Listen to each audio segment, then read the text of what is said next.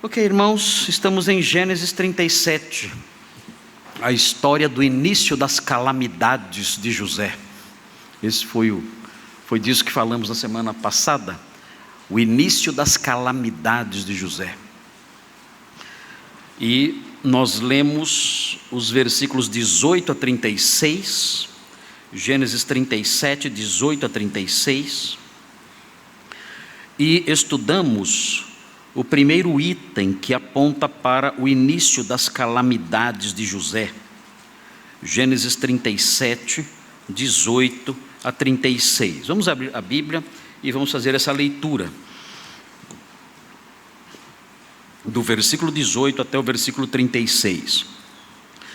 Diz assim: de longe ouviram, e antes que chegasse, conspiraram contra ele para o matar. E dizia um ao outro: vem lá o tal sonhador. Vinde, pois, agora, matemo-lo e lancemo-lo numa destas cisternas, e diremos: um animal selvagem o comeu, e vejamos em que lhe darão os sonhos. Mas Rúben, ouvindo isso, livrou-o das mãos deles e disse: não lhe tiremos a vida. Também lhes disse Rúben: não derrameis sangue, lançai-o nesta cisterna que está no deserto, e não ponhais mão sobre ele. Isto disse para o livrar deles, a fim de o restituir ao pai. Mas logo que chegou José a seus irmãos, despiram-no da túnica, a túnica talar de mangas compridas que trazia, e tomando-o, o lançaram na cisterna, vazia, sem água.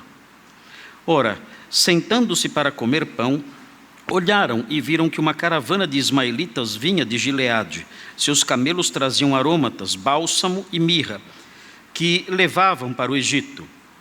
Então disse Judá a seus irmãos: de que nos aproveita matar o nosso irmão e esconder-lhe o sangue? Vinde, vendamo-lo aos ismaelitas, não ponhamos sobre ele a mão, pois é nosso irmão e nossa carne. Seus irmãos concordaram. E passando os mercadores midianitas, os irmãos de José o alçaram e o tiraram da cisterna e o venderam por 20 siclos de prata aos ismaelitas. Estes levaram José ao Egito. Tendo Rúben voltado à cisterna, eis que José não estava nela, então rasgou as suas vestes. E voltando a seus irmãos disse: não está lá o menino, e eu para onde irei? Então tomaram a túnica de José, mataram um bode e a molharam no sangue. E enviaram a túnica talar de mangas compridas, fizeram-na levar a seu pai e lhe disseram: achamos isto, vê se é ou não a túnica de teu filho. Ele a reconheceu e disse: é a túnica de meu filho, um animal selvagem o terá comido, certamente José foi despedaçado. Então Jacó rasgou as suas vestes e se cingiu de pano de saco e lamentou o filho por muitos dias. Levantaram-se todos os seus filhos e todas as suas filhas para o consolarem. Ele, porém, recusou ser consolado e disse: chorando descerei a meu filho até a sepultura. E de fato o chorou seu pai. Entre mentes, os midianitas venderam José no Egito a Potifar, oficial de Faraó, comandante da guarda. Aí está a história das calamidades, do início das calamidades de José. Na semana passada, eu disse aos irmãos que é possível dividir esse trecho, é um trecho grande que nós lemos aqui, é possível dividir esse trecho em 4 partes, mostrando cada uma das etapas dessa história de calamidades. A primeira calamidade, nós estudamos os versículos 18, 19 e 20. E nós colocamos um título nessa calamidade. Dissemos o seguinte, nessa etapa da história das calamidades: José é alvo de uma conspiração assassina. Esse foi o título que nós colocamos nessa fase inicial da história das calamidades de José. E estudamos os versículos 18, 19 e 20. Falamos muito sobre esses versículos. E hoje vamos retomar mencionando a segunda etapa nessa história de calamidades. E a segunda etapa nessa história de calamidades, o título dado a ela é o seguinte: José é vítima de uma tentativa de assassinato lento. Observem esse título. E essa etapa, ela está consubstanciada nos versículos 21 a 24. José é vítima de uma tentativa de assassinato lento. Vejam então o que dizem aí os versículos que servem de base para essa afirmação, que mostram essa etapa na sua história de calamidades. O versículo 21 diz assim: mas Rúben, ouvindo isso, livrou-o das mãos deles e disse: não lhe tiremos a vida. O que nós temos aqui é um movimento da providência de Deus. Deus tem seus planos e nós vemos isso se desenrolando aqui. Deus já revelou o seu plano nos sonhos de José. Deus já revelou que José reinaria e seria um grande líder, inclusive sobre seus irmãos e sobre toda a sua família, sobre todo Israel. E esse plano está se desenvolvendo, ele está se concretizando, está caminhando, de modo que a intervenção de Rúben aqui, para que José não seja de pronto assassinado, é uma obra da providência de Deus. Deus está usando Rúben para proteger a vida de José. O que acontece é que Rúben é o primogênito, é o irmão mais velho, e ele é tangido aqui por um senso de responsabilidade. Naquela sociedade de então, o primogênito tinha um status especial dentro da família. Ele era, por assim dizer, o principal sucessor do patriarca. E Rúben entende aqui que a sua função é também proteger a família. De fato, era como primogênito que Rúben era. E ele então faz isso. E ele diz então que eles não deveriam, de modo nenhum, diretamente aplicar algum golpe contra José, para tirarem a vida dele. E ele propõe outra coisa. Ele diz na sequência, versículo 22, é uma proposta que ele faz e que os irmãos aceitam. Ele diz assim: também lhes disse Rúben, não derrameis sangue, ou seja, não o golpeiem de tal modo que ele seja morto por um golpe violento. Não inflijam sobre ele uma morte violenta. Ele diz: lançai-o nesta cisterna que está no deserto. O que era isso? Talvez uma fenda natural. Pode ser, o deserto aqui não é ausência de vegetação, estavam num pasto, o lugar era deserto. Mas havia nesse lugar deserto uma fenda, talvez uma fenda natural, ou talvez, mais provável, um poço, uma cisterna cavada ali para a obtenção de água. E essas cisternas eram fundas. Uma vez lançado ali, era impossível a pessoa sair sozinha. Eram fundas as cisternas. E Rúben propõe isso: lançai-o nesta cisterna que está no deserto e não ponhais mão sobre ele. A ideia era a seguinte: vamos matá-lo? Sim, vamos matá-lo. Mas vamos matá-lo lentamente. Vamos matá-lo deixando na cisterna, porque permanecendo aí na cisterna, ele vai sofrer de fome, de sede, e vai morrer devagar. Nós não vamos praticar nenhum ato violento, derramando sangue, sujando nossas mãos de sangue. Vamos deixar que as coisas aconteçam de forma normal, que as coisas sigam um curso normal. Ele é lançado na cisterna e nós o deixamos aí.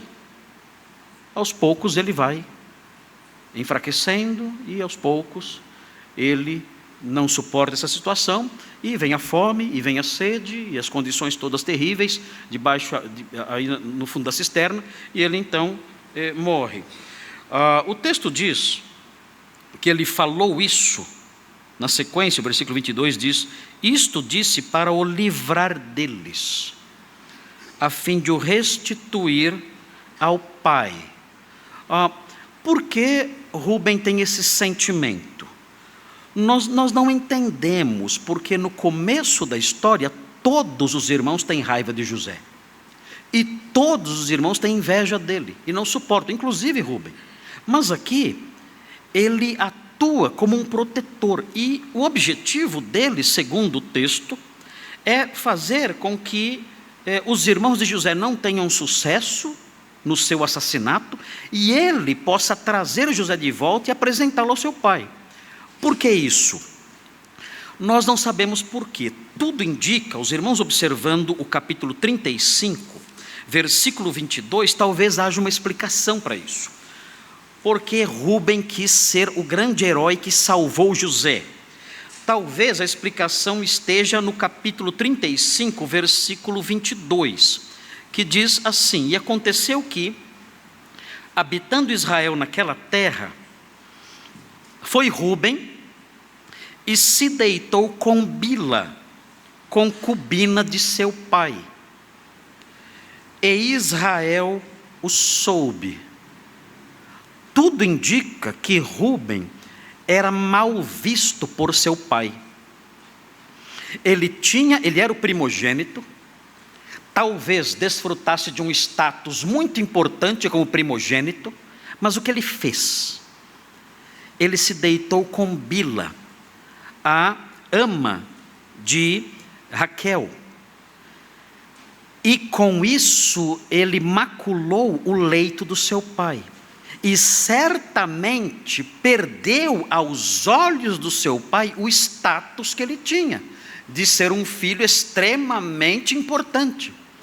Talvez ele tivesse até mais inveja de José, porque José era extremamente querido, e era para ele ser o queridão do papai, mas ele perdeu essa posição, por causa do seu procedimento imoral. Então aqui, quando nós nos deparamos com essa postura de Rúben, como sendo alguém que tenta ser um grande herói salvando José, talvez na realidade ele esteja trabalhando para salvar a sua reputação e a sua posição dentro da casa. Talvez esse seja o objetivo. Eu tenho aqui uma chance de recuperar o meu status familiar. Eu vou desempenhar a minha função como primogênito, vou mostrar ao meu pai que eu faço jus a essa posição e vou conquistar o respeito dele, levando José em segurança para ele. Apesar dele ter enfrentado esses perigos todos, eu fui, e meu pai me verá como um grande libertador, o grande auxiliador do meu irmão mais novo. Foi isso que aconteceu?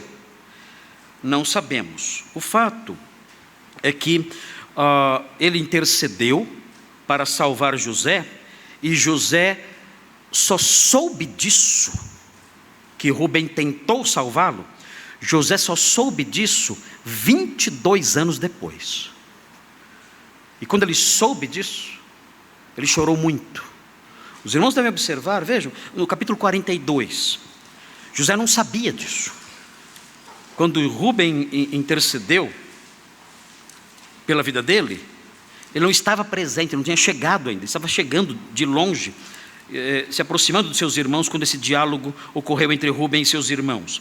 Mas no capítulo 42, quando José começa a exigir dos seus irmãos fazer várias exigências, e acusando-os de praticarem crimes e tudo mais, eles conversam entre si, e José ouve a conversa. Vejam o capítulo 42, versículo 22, é José diante dos seus irmãos. José os reconhece 22 anos depois, mas eles não o reconhecem. Ele mudou muito. Quando ele foi vendido, ele tinha 17 anos. Aqui, ele tem 39. É um homem já feito, e seus irmãos não conseguem reconhecê-lo. Então vejam o que acontece aqui no versículo 22. Eles, porém, não sabiam que... Desculpa, estou lendo o versículo... está aqui, versículo 22, desculpe. Diz assim: respondeu-lhes Rúben: não vos disse eu, não pequeis contra o jovem, e não me quisestes ouvir, pois vedes aí que se requer de nós o seu sangue. Ele vê na opressão daquele grande governador egípcio, ele vê a mão de Deus a puni-los. E Rúben fala isso com seus irmãos: isso aqui é o castigo de Deus por causa do nosso irmão, que nós vendemos como escravo. Eles, porém, versículo 23, não sabiam que José os entendia, porque eles falava por intérprete. Eles não imaginavam que a conversa deles era entendida por José, Porque José usava o intérprete para traduzir o que eles diziam para a língua dele, a segunda língua dele agora, a linguagem lá falada no Egito. E ele finge que não entende. E ele escuta eles dizendo isso. Usando ali intérpretes, eles nem imaginam que ele está entendendo tudo. E aí o texto diz no versículo 24: e retirando-se deles, chorou. Quando ele obteve esse detalhe, quando ele soube esse detalhe, que os seus irmãos ali conspiravam contra ele, e Rúben intercedia por ele, não foi ouvido. Então José, sabendo disso agora, tantos anos depois, José ficou muito emocionado com isso. Emocionado com a intervenção de Rúben, e emocionado com a dureza do coração dos seus irmãos, que não ouviram o irmão mais velho. E ele então se retira e chora. Aos pouquinhos, o coração de José vai sendo quebrantado, e nós veremos o desfecho dessa história mais para frente, dentro de, não sei, alguns anos talvez, não sei, acho que não. Muito bem, vejam agora o versículo 23, ainda dentro desse subtítulo: José é vítima de uma tentativa de assassinato lento. Diz assim, versículo 23: mas logo que chegou José a seus irmãos, vejam o que eles fazem: despiram-no da túnica.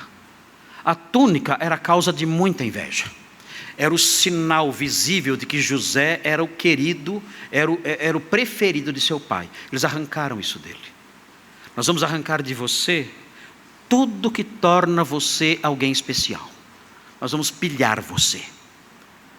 Tudo que lembra o quanto você é especial, nós vamos arrancar de você.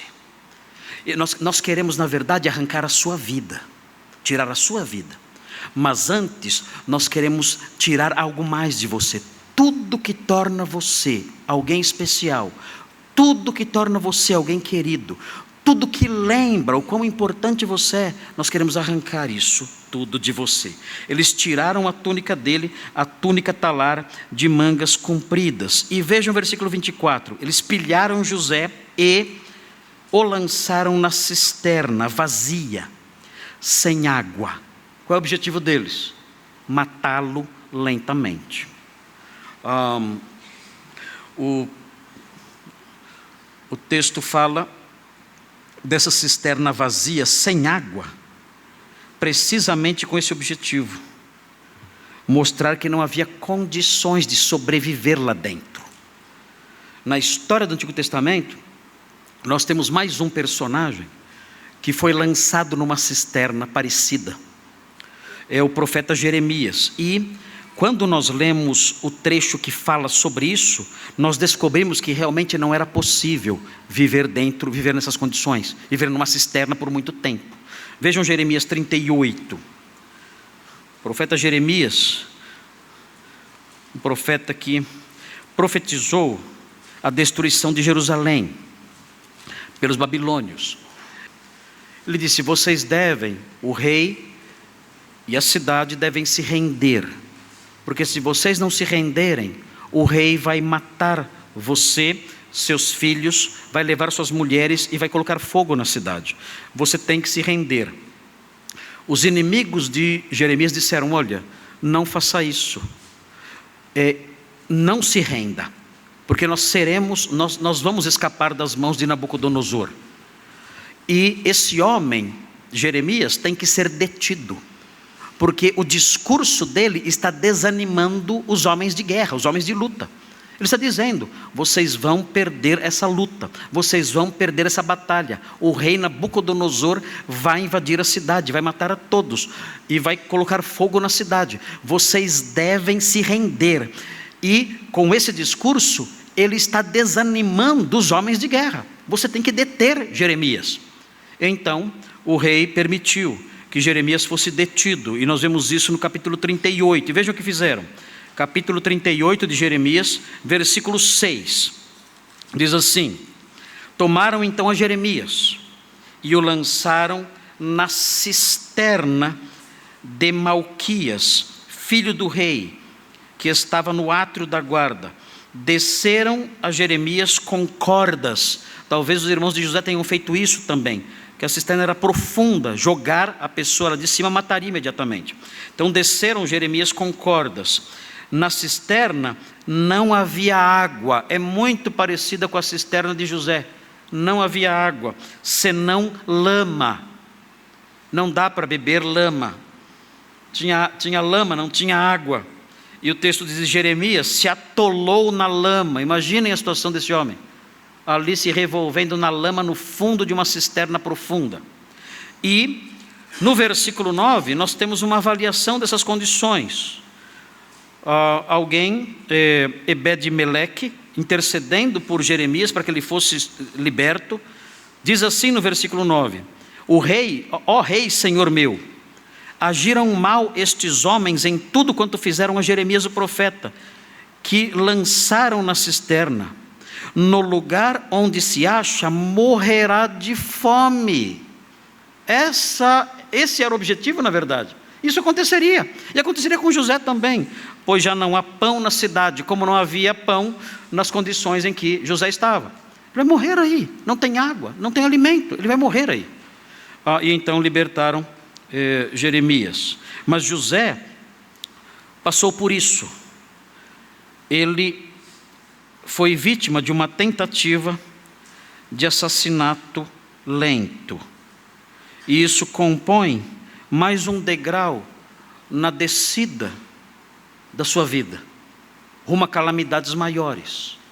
O que nós temos aqui, o que estamos vendo aqui, é uma história de um declínio, uma espiral de declínio. José é o filho querido de seu pai, que ganhou uma túnica riquíssima e que é extremamente promissor como alguém que vai reinar um dia, e agora nós vemos esse moço numa espiral de declínio. Ele agora foi vítima de uma tentativa de assassinato lento. Ele está dentro de uma cisterna e o objetivo é que ele morra ali à míngua. E a história prossegue. E o que vem agora na sua história de calamidades? A próxima etapa nessa história de calamidades está nos versículos 25 a 28. E o título dado a essa etapa é o seguinte: José é rebaixado à condição de escravo. Algo acontece agora que coloca José ainda na posição mais baixa. Ele é rebaixado à condição de escravo. Diz o versículo 25: ora, sentando-se para comer pão, veja a contradição presente aqui. Isso não é por acaso. Os irmãos de José estão comendo pão, e José está na cisterna, com fome, sem água, com fome e sede. Há um contraste aqui proposital do autor. O autor quer mostrar esse contraste. A falta de sensibilidade, de compaixão dos irmãos de José. Enquanto eles comem, José está na cisterna, passando fome e sede. Sentando-se para comer pão, olharam e viram que uma caravana de ismaelitas vinha de Gileade. Será que isso é por acaso? Será que essa caravana estava passando ali acidentalmente? O que nós vemos aqui? Mais uma vez vemos aqui a providência de Deus. José não sabia, mas essa caravana seria a salvação da sua vida. Na hora, quando José se deparou com essa caravana e foi vendido para essa caravana, ele não imaginava que essa caravana era, na verdade, livramento. Essa caravana, na verdade, era o veículo que Deus usaria para levá-lo ao Egito, onde ele seria governador. Ele não sabia disso. Naquele momento, para José, a caravana foi algo horrível, algo desesperador. Mas Deus estava trabalhando e ele trouxe aquela caravana ali. Eles estavam em Dotã, na região mais norte de Israel. Nessa região, era a região das rotas comerciais, que ligavam as regiões do Oriente ao Egito. Então havia um tráfego comercial ali. E essa caravana então estava passando. O texto diz que é uma caravana de ismaelitas. Quem eram os ismaelitas? Os irmãos se lembram de quem eram os ismaelitas? Os descendentes de Ismael. Quem era Ismael? Ismael foi o primeiro filho de Abraão. Eles eram meio parentes. Eles eram meio parentes dos israelitas.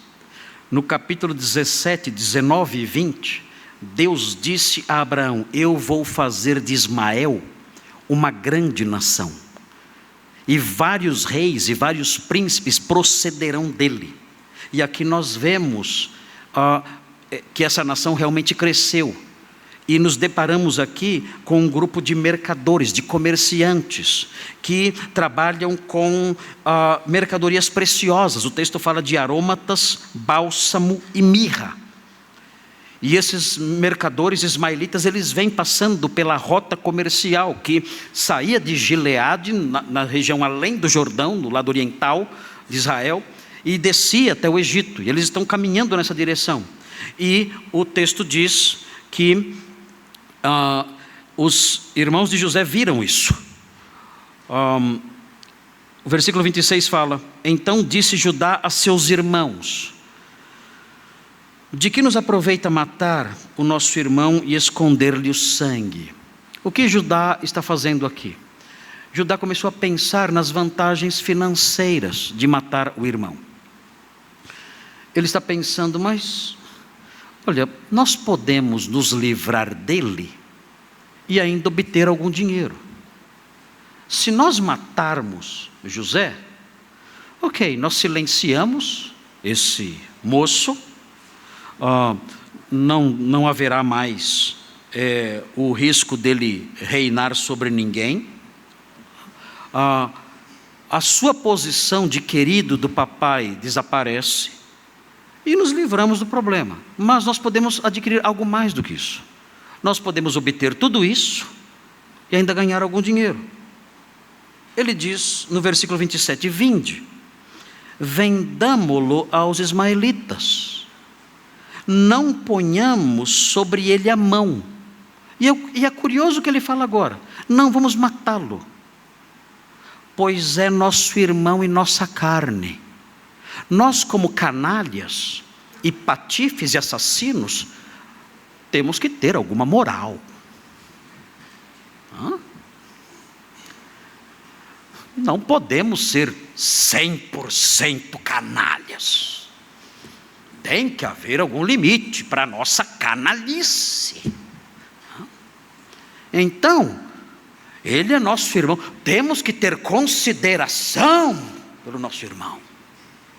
Não vamos matá-lo, não.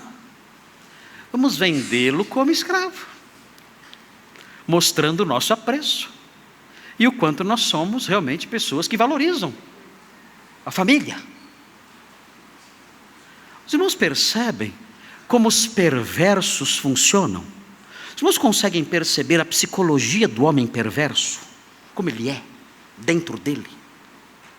Ele diz assim: eu não vou bater na minha mulher. Ela é minha mulher. Eu vou traí-la. Eu não vou abrir a mão e dar na cara do meu pai. Não. Ele é meu pai. Eu vou xingá-lo. Aliás, afinal eu tenho decência. É assim que funciona a cabeça do perverso. Ele quer nutrir dentro dele a ideia de que existe alguma dignidade dentro dele. Ele quer nutrir dentro dele que ele não é um lixo completo. Ele não pode conviver com a ideia de que ele é um lixo completo. Não. Existe algo de nobre em mim. Eu não mato meu irmão. Eu vendo como escravo. Eu não sou um canalha total.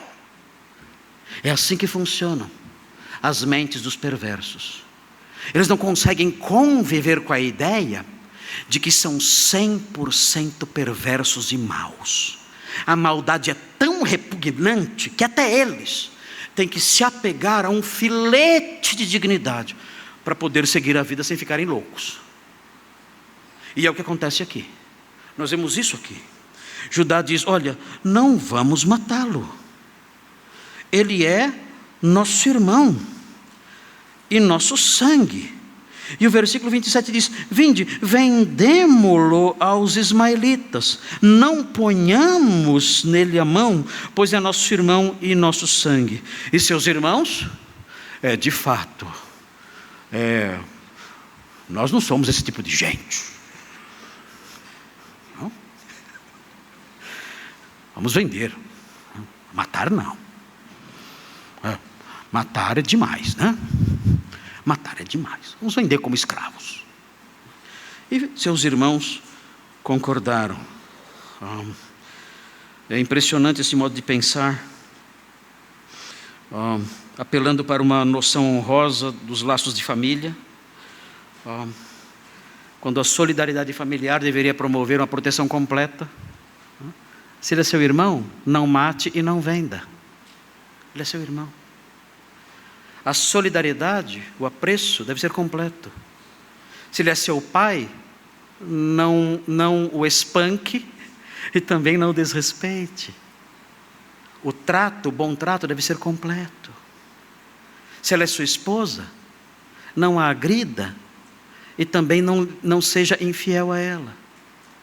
O apreço deve ser completo. A desculpa que você usa para não fazer o pior é a mesma base para não fazer o que é menor. Mas não é assim que funciona a mente dos maus. E nós temos que tomar cuidado para não pensarmos desse modo. Os valores reais, os apreços bem fundamentados, as relações honrosas, devem evitar que pratiquemos qualquer tipo de mal contra alguém. O filho que não ofende o pai fisicamente deve, sobre as mesmas bases, ser também o filho que respeita o pai em tudo. O marido que não agride a esposa, com bases em noções honrosas, deve, com base nas mesmas noções, também ser fiel à sua esposa. Essas bases servem para tudo, e não somente para os crimes mais graves. Mas os irmãos de José não entendem isso. E eles perpetram então esse ato no versículo 28, diz assim: e passando os mercadores midianitas. Não sei se os irmãos notaram aqui, parece que há uma confusão aqui, não há? Parece que o escritor confundiu as coisas aqui. Afinal, os mercadores são midianitas ou são ismaelitas? Como explicar isso? E passando os mercadores midianitas, que antes eram ismaelitas, os irmãos de José o alçaram, tiraram ele da cisterna, e o venderam por 20 siclos de prata, era o preço de um escravo na época, aos ismaelitas. Confundiu de novo. Moisés devia estar estressado, fazendo doutorado, devia estar ficando meio maluco lá no Egito e confundiu tudo, né? Ele vendeu para os midianitas ou para os ismaelitas? O que aconteceu aqui? Estes, os ismaelitas, levaram José ao Egito. É curioso tudo isso. Na verdade, o que acontece aqui é um modo de se descrever a caravana de forma intercambiável. Os comentaristas falam que os midianitas eram, na realidade, esse título midianitas era um título mais genérico para descrever os povos da área mais oriental, da Transjordânia, da Arábia, das regiões mais para o leste. E ismaelita era um título mais estreito. Os ismaelitas eram midianitas. Por isso, então, há o modo intercambiável de se referir a eles aqui. Essa é a razão, é a proposta dos comentaristas. Os ismaelitas eram midianitas, porque midianita é um termo mais genérico e ismaelita é um termo mais específico. E vejam, nós não sabemos, aqui José não fala nada. Ele é alçado, ele é vendido e está em silêncio, não diz nada. Nós não sabemos a reação dele, mas quando nós caminhamos na história, nós chegamos no capítulo 42, e chegamos no versículo 21. E nesse versículo nós aprendemos, nós vemos qual foi a reação de José nesse processo todo. Irmãos, dá dó. É triste ver o que aconteceu. Vejam 42, 21. Diz assim, 42, 21. Eles, porém, desculpem. Aqui, 21. Então disseram uns aos outros: na verdade, somos culpados no tocante a nosso irmão. Eles disseram entre si, José está ouvindo eles falar. Pois lhe vimos a angústia da alma, quando nos rogava, e não lhe acudimos. Por isso nos vem esta ansiedade. Nós aprendemos esse versículo, que em todo esse processo, José dizia: por favor, não façam isso comigo. Por favor, eu estou desesperado. Vocês são meus irmãos. Me ajudem. Não façam isso comigo. Não me lancem nessa miséria. E o texto diz, eles dizem: nós não lhe acudimos. Nós vimos a angústia da alma dele quando ele nos rogava. Irmãos, é uma criança aqui. Ele tem 17 anos. Ele é um adolescente. Ele está desesperado. Ele sabia o que era ser um escravo. Ele sabia o que os irmãos estavam fazendo com ele. Ele está em pânico, sozinho, desesperado, implorando aos seus irmãos: por favor, não faça isso comigo. Irmãos, misericórdia, zero. Zero. Sensibilidade, compaixão, zero. Irmãos, eu não tenho dúvidas, nós estamos lidando aqui com os piores personagens do Antigo Testamento. Os piores. Eu não consigo imaginar isso. Não dá para imaginar isso. Aquele moço, sozinho, frágil ali, uma criança, implorando. Queridos, eram irmãos dele, implorando: por favor. Não. Você será vendido. Nós não temos compaixão de você.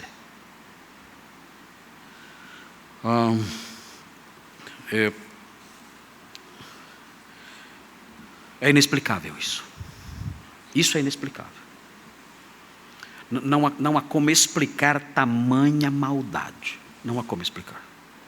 Isso nos ajuda a entender a mente desses bandidos aí fora, que atiram em crianças, que abusam de mocinhas, famílias implorando: por favor, não nos faça mal. Eles não têm misericórdia nenhuma, nada, zero. Isso explica que isso é possível realmente, até num grau pior, isso ser feito até com familiares, tamanha maldade humana. Eu disse hoje pela manhã que eu terminei algumas leituras, alguns livros de um escritor russo, chamado Leon Tolstói. Eu gosto muito de escritores russos. Eu leio todos os livros dos escritores russos. E eu li vários livros de Tolstói recentemente, num livro chamado Obras Completas, de Tolstói. E ele escreveu um livro que não é muito conhecido. Hoje pela manhã eu falei sobre Anna Karenina. É um livro bem conhecido de Leon Tolstói. Mas eu falei hoje cedo sobre esse livro. Mas ele escreveu um outro livro que se chama Ressurreição. É interessante esse livro também de Leon Tolstói. E nesse livro ele expressa a sua visão da humanidade e da criminalidade. São algumas visões políticas dele, é um romance, mas nesse romance ele expressa a sua visão política e a sua visão da sociedade, a sua visão do ser humano, da humanidade. E é interessante, ele classifica os criminosos em 4 categorias. E em todas as categorias, o criminoso é uma vítima da sociedade. Já viram isso em algum lugar? É uma vítima da sociedade. Que os homens são bons, mas a sociedade os corrompe. Então, uma pergunta que me surgiu enquanto eu lia A Ressurreição, de Leon Tolstói, é o seguinte: a sociedade que corrompe o homem puro, ela é integrada por quem? integrada por homens. E essa sociedade que é tão má, que corrompe os homens, quem a corrompeu? Ela é vítima de quem? E ele diz isso. Ele acompanha ali um grupo de prisioneiros, o personagem principal, um príncipe, acompanha um grupo de prisioneiros e vai percebendo como eles eram pessoas boas, que na realidade eram vítimas da sociedade. Ok. Deveria conhecer o Brasil, talvez. Eu trazê-lo para o Brasil para ver as vítimas da sociedade aqui. Mas o fato é que quando nós lemos um texto como esse, e nós vemos esse grau de maldade, nós questionamos, de onde vem a maldade desses homens? Eles não conviviam na mesma sociedade que José? Não pertenciam ao mesmo clã de José? Por que José e Benjamim são diferentes? O que produziu essa maldade no coração deles? Foi a sociedade. A sociedade injusta, eles viviam num clã. Sua família apenas ali. De onde vem tudo isso?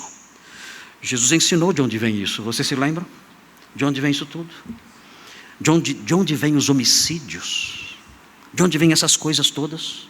Jesus ensinou isso em Mateus 15:19. Só para refrescar a memória dos irmãos. Já voltamos para o nosso texto. Vejam Mateus 15:19, para que os irmãos não caiam nesse discurso. O Leon Tolstói deveria ler Mateus.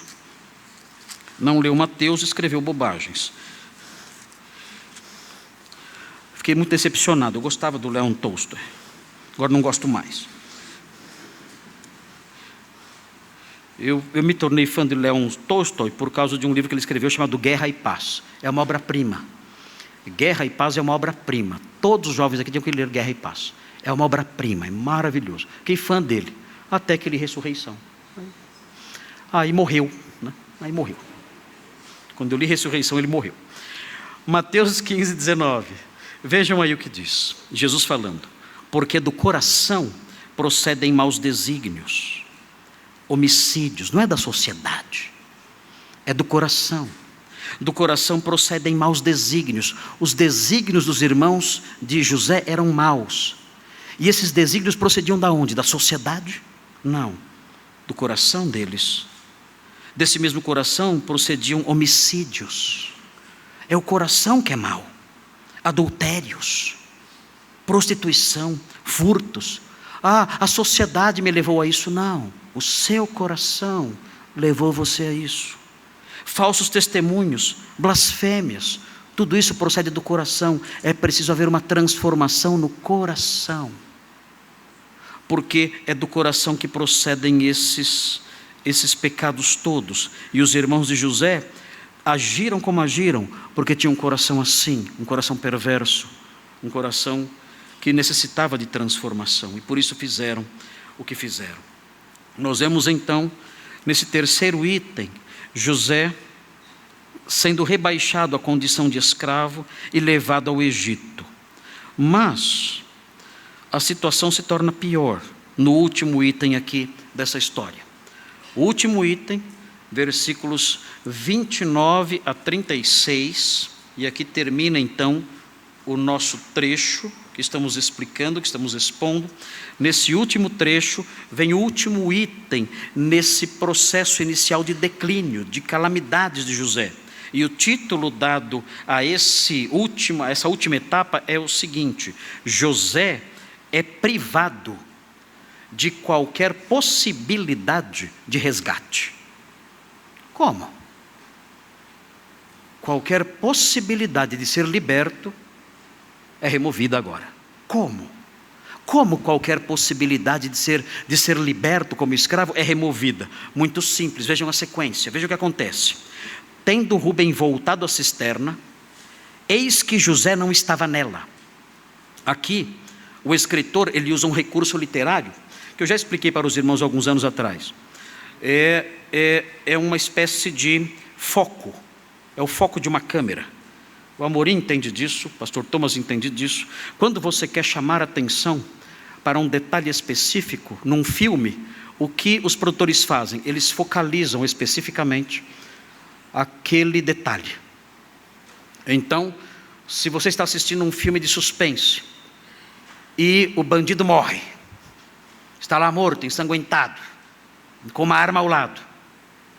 Então, para aumentar o suspense, o que os produtores do filme, eu sei lá que título tem o cargo que eles têm ali, o que eles fazem? Eles focalizam a mão do bandido, supostamente morto, se movendo em direção à arma. E aí você se segura na poltrona. Você diz: meu Deus, alguém olha para essa mão, só eu estou vendo essa mão. E a câmera focaliza ali a mão chegando perto da arma. E você fica desesperado ali, meu Deus. Sabe quem inventou isso? O foco? Moisés. Sabiam disso? Sabiam quem inventou o cinema? Moisés.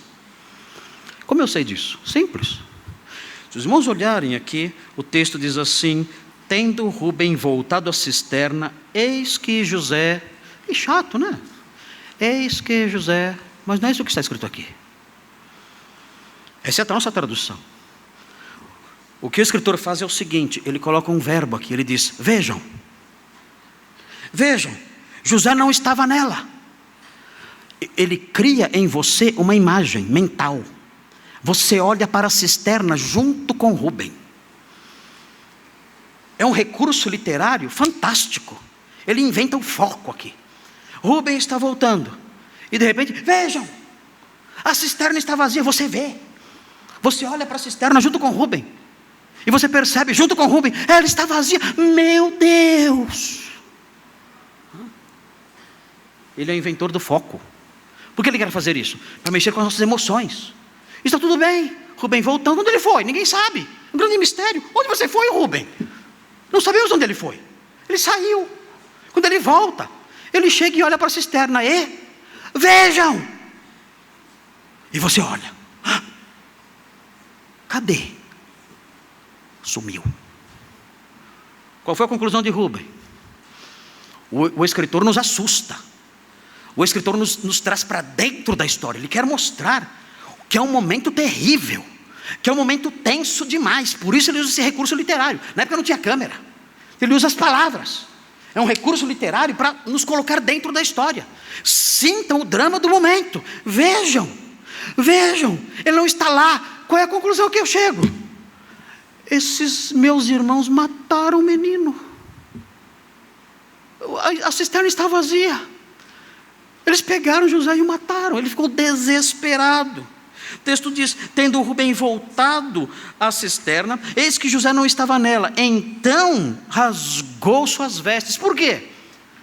É a primeira vez que é mencionado isso aqui no nosso trecho. Jacó vai rasgar suas vestes também. Por que alguém rasgava as vestes? A pessoa rasgava as vestes como uma expressão de indignação diante de uma tragédia. Rubem presumiu: aconteceu uma tragédia, mataram José. Ele presumiu isso e já rasgou suas vestes. O texto prossegue: e voltando a seus irmãos disse: não está lá como ele chama José? Menino. Por quê? Por que ele chama José de menino? Porque o texto quer exacerbar a culpa dos irmãos.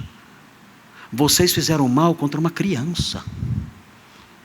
Vocês fizeram mal contra um menino. E ele era isso mesmo, 17 anos, ele era um menino.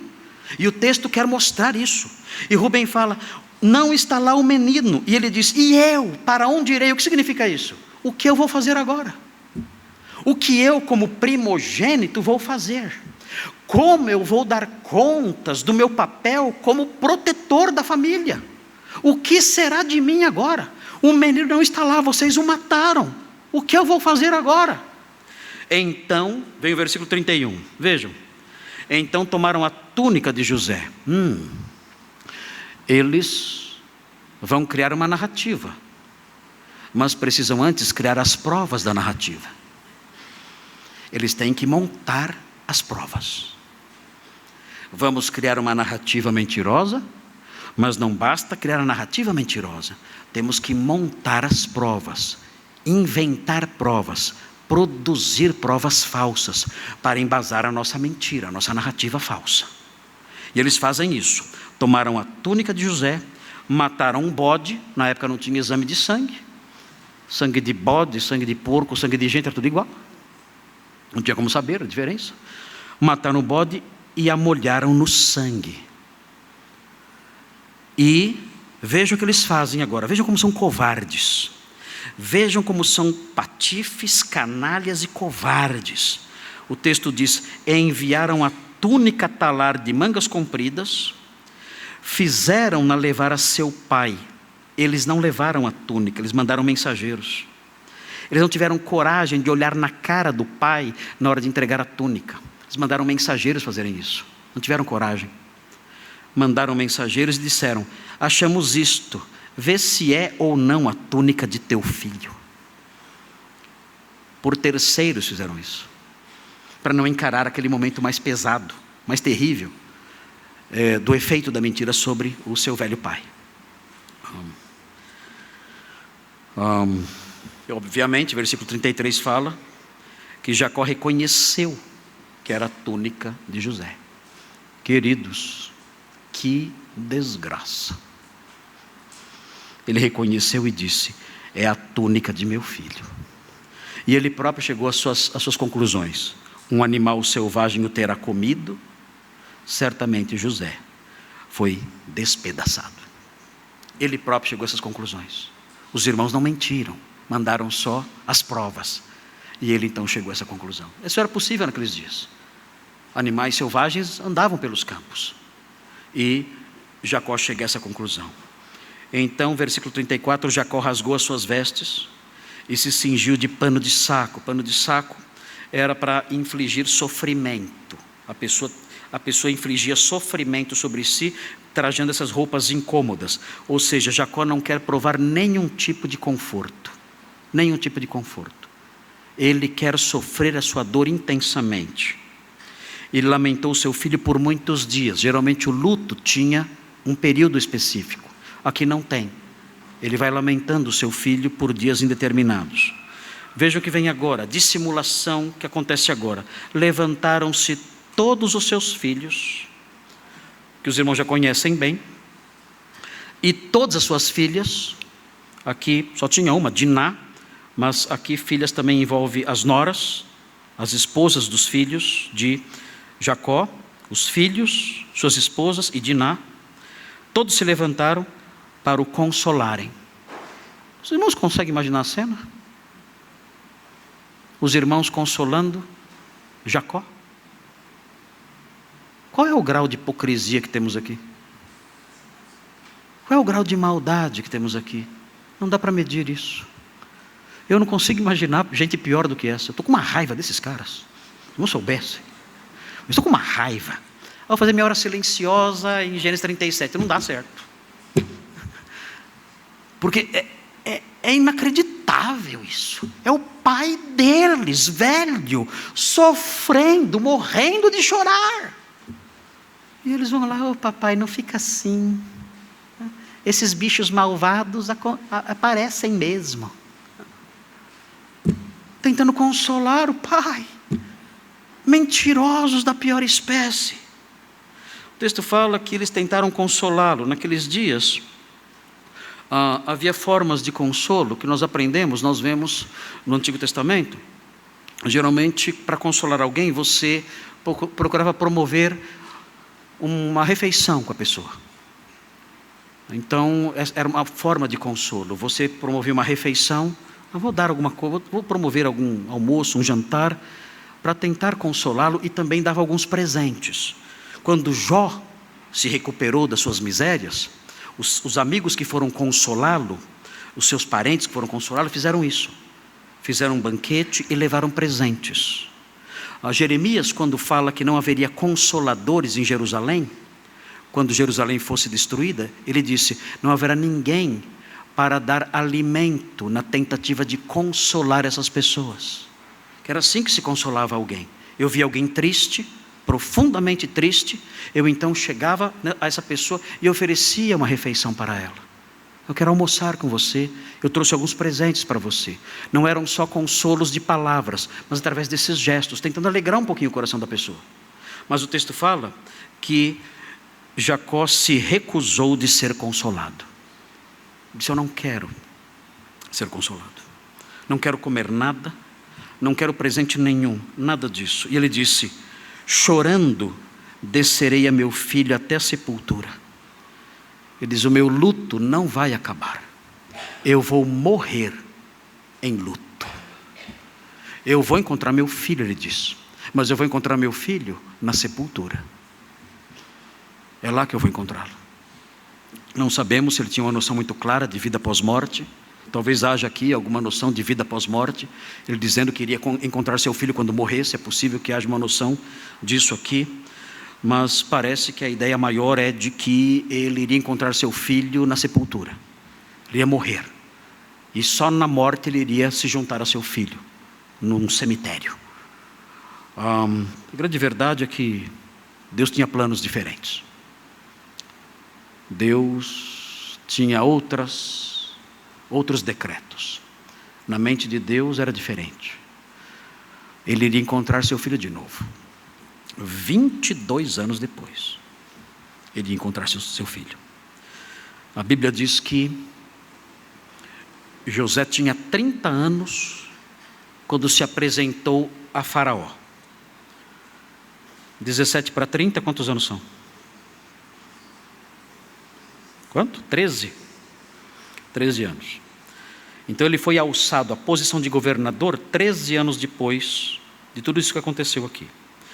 Quando ele se fez conhecer, quando ele se deu a conhecer aos seus irmãos, tinham se passado 7 anos de fartura e já tinha transcorrido 2 anos de fome. Então 7 mais 2, pega a calculadora. É 9. Ok, 9 anos. 30 mais 9, está difícil? 39. Então, quando Jacó encontrou José de novo, José tinha 39 anos. E os dois se encontraram, é linda a história, os irmãos vão ver na sequência. Os dois se encontram novamente, José já homem feito, já com quase 40 anos de idade. E aí mostra que essa expectativa triste de Jacó, Deus tinha outros planos. Não, Jacó, você não vai se encontrar com seu filho na sepultura. Dentro de 22 anos, você vai encontrá-lo de novo num palácio. Vai ser muito diferente do que você imagina. E o versículo 36 mostra que a condição de José se consolidou como escravo. 36 diz: entre mentes os midianitas venderam José no Egito a Potifar, oficial de Faraó, comandante da guarda. Potifar era responsável pelas operações militares dos exércitos do rei, e José se tornou escravo desse homem. Por que eu disse que o título dessa sessão é José é privado de qualquer possibilidade de resgate? Por quê? Queridos, as únicas pessoas que sabiam que ele estava vivo eram seus irmãos, que eram inimigos. E qualquer outra pessoa que tivesse desejo de resgatá-lo, acreditava que ele estava morto. Que chances José tinha de resgate? Zero. Nada neste mundo apontava para qualquer esperança para José. José é um escravo e não há esperança nenhuma desse quadro mudar. Nenhuma. Ele é um escravo. As únicas pessoas que poderiam fazer alguma coisa são seus inimigos, que desejam inclusive que ele morra. E quem teria algum interesse nele, pensa, ele está morto, não há o que fazer. E é assim que termina o capítulo 36. Sem esperança. Temos esperança um pouquinho, porque conhecemos os sonhos. E a história vai continuar. Mas o capítulo 38 vai nos deixar em suspense, porque é um hiato aqui. A história de José só continua no capítulo 39. Então os irmãos vão ter que esperar. José está como escravo na casa de Potifar. E os irmãos vão ter que dormir com isso, durante alguns dias. Porque eu vou ter que pregar no capítulo 38, falando sobre Judá. Eu não sei, porque eu fico incomodado com isso, não deveria estar aqui o capítulo 38. Continua a história. Mas há razões para o capítulo 38 estar aqui, razões literárias e teológicas para que o capítulo 38 esteja aqui. E vamos explicar isso na próxima semana. mas temos que aguardar o que vai acontecer. O capítulo 39 retoma a história, e aí continuamos conhecendo a história de José. Irmãos, grande problema aqui. Como é que nós aplicamos isso à nossa vida? E agora? Conhecemos a história de José. E aí vem a pergunta, e daí? Como nós aplicamos isso à nossa vida? Eu gostaria de dizer o seguinte para vocês, olha, se você está numa espiral de declínio, afundando cada vez mais, não desanime. Você será governador do Egito. Há uma promessa aqui. Esse texto mostra uma promessa para você. Não desista. Se você está no buraco lá da cisterna, não se desespere. As coisas vão piorar, mas no final, você será governador do Egito. Esse texto é um texto repleto de promessas para você. É o texto profético de 2025. Eu gostaria de falar isso para vocês. Seria muito bom. Seria maravilhoso. Mas, lamento muito. Não existe promessa nenhuma aqui. Nada. Nenhuma. Mas pastor, consola meu coração. Não vou consolar seu coração com mentiras. Não vou consolar seu coração com mentiras. Não tem promessa nenhuma aqui. Nada disso. Então para que serve esse texto? Bom, primeiro, jogue fora qualquer noção de que passar por problemas terríveis, essa fase será coroada de glória nesta vida. Isso não existe. Quem disse que toda fase triste, difícil e dolorosa é coroada de glórias? Quem disse? Quem inventou isso? Temos isso aqui na história de José, mas quem falou que essa é a sua história? Quem falou? Nós aprendemos algo diferente. Nós aprendemos na Bíblia que os sofrimentos do tempo presente não são para comparar com as glórias. Da onde? Do que há de vir. Aí sim, os sofrimentos do tempo presente serão sucedidos por glórias, mas não aqui. Numa outra realidade, isso para os crentes. Então, eu sou consolado por isso, sabendo que a minha leve e momentânea tribulação produz para mim eterno peso de glória, amanhã, não aqui, numa outra dimensão celeste, numa nova realidade, na realidade redimida, aí sim, mas aqui não. Então volta a pergunta, ok, amanhã é segunda-feira. De que modo eu aplico esse texto? Não sei. Vamos para casa sem saber. Na verdade, eu acho que sei. Eu acho que eu sei.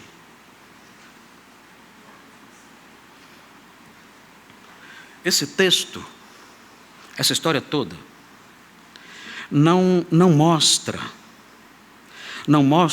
o que Deus vai fazer na sua vida, mas mostra o que Ele é capaz de fazer. Mostra que Deus pode agir de modo silencioso, usando circunstâncias horríveis, para realizar obras maravilhosas. Mostra então, não o que Ele vai fazer, mas o que Ele é capaz de fazer.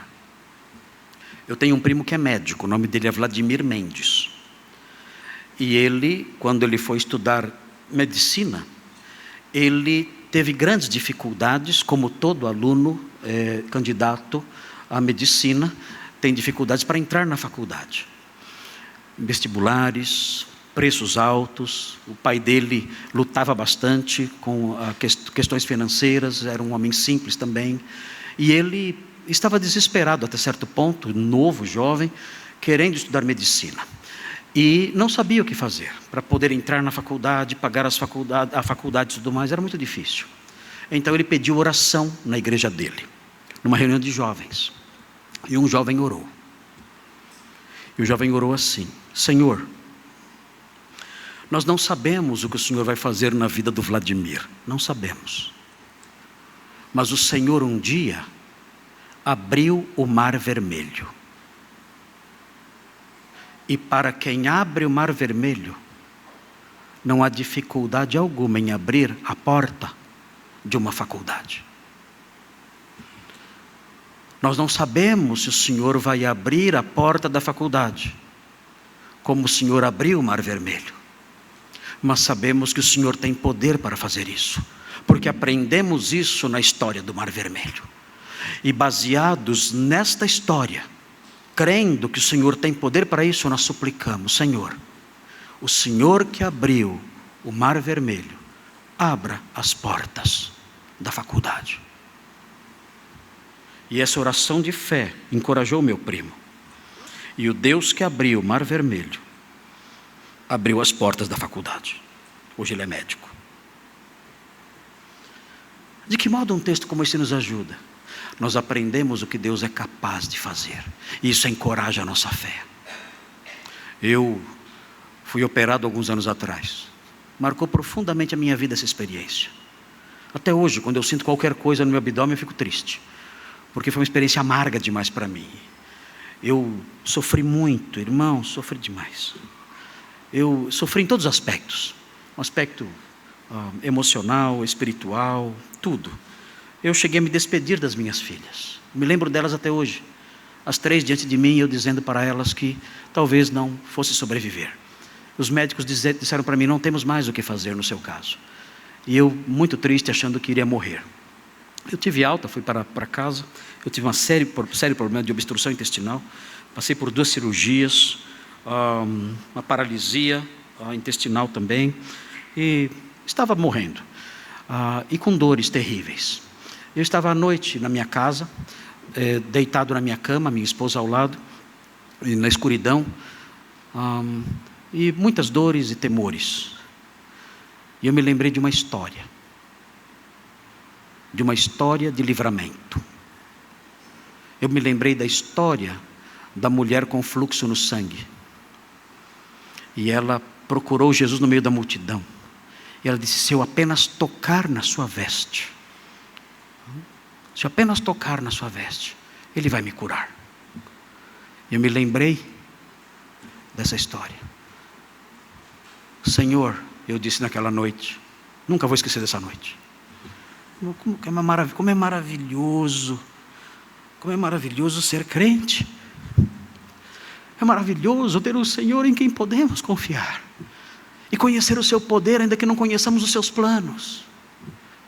Conhecer a sua força, ainda que não conheçamos os seus decretos. Como é maravilhoso isso.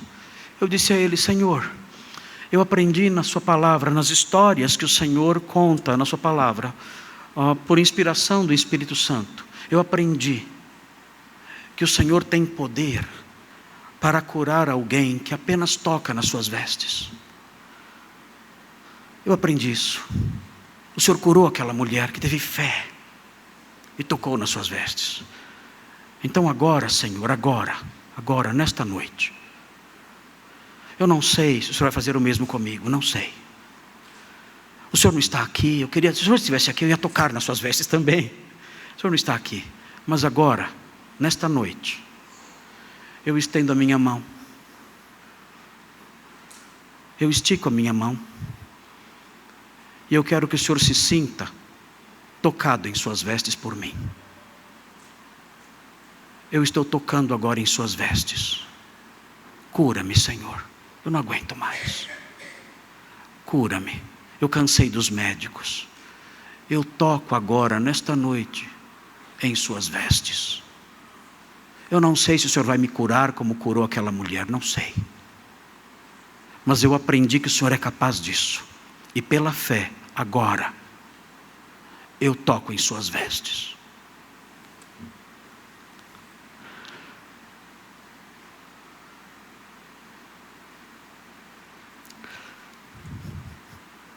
E eu toquei naquela noite nas vestes de Jesus.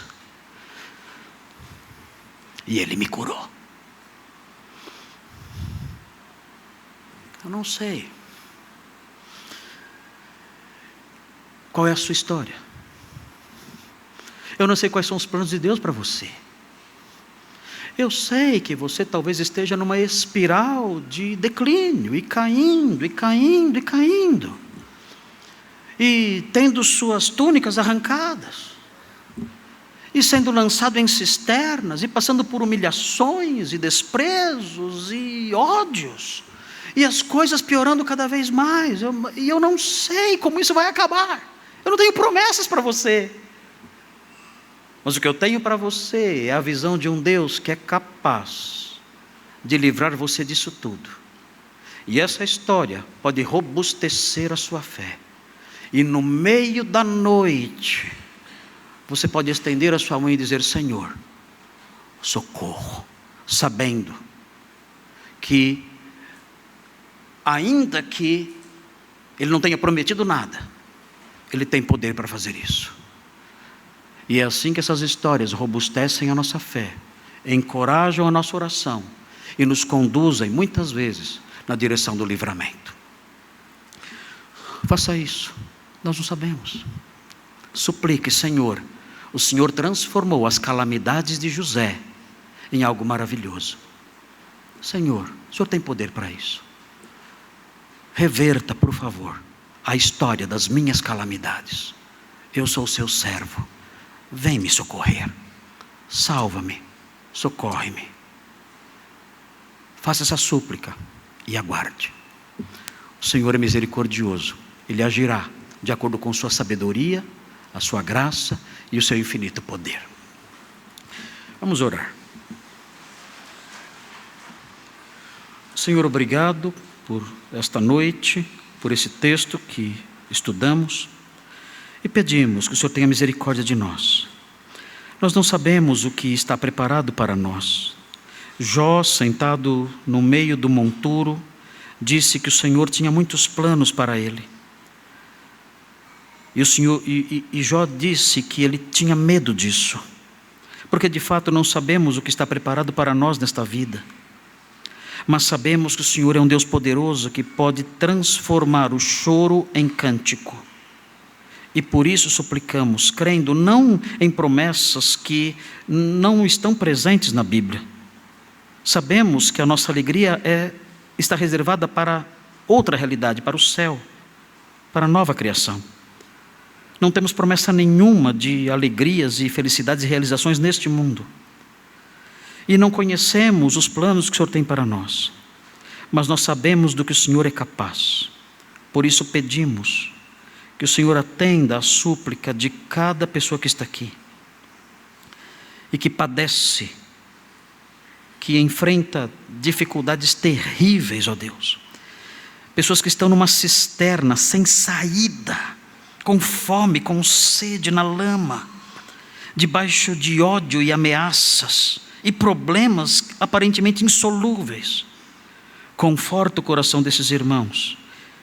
Enche o coração deles de fé, mostrando por meio dessas histórias, da sua palavra, que o Senhor é poderoso para mudar tudo isso. E se o Senhor não o faz, é porque seus planos são diferentes, mas não menos maravilhosos.